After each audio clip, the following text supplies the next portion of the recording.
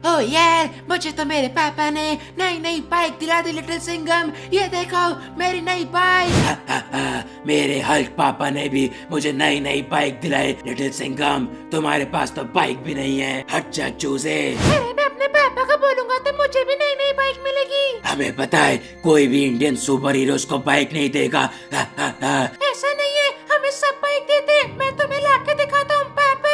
पापा पापा मेरी बात सुनो। क्या हो गया मेरे बच्चे? पापा पापा मेरे सारे दोस्तों के पास बाइक है। वो बोल रहे कि इंडियन सुपर हीरोज को कोई भी बाइक नहीं दिलाता। मुझे बाइक दिलाओ ना।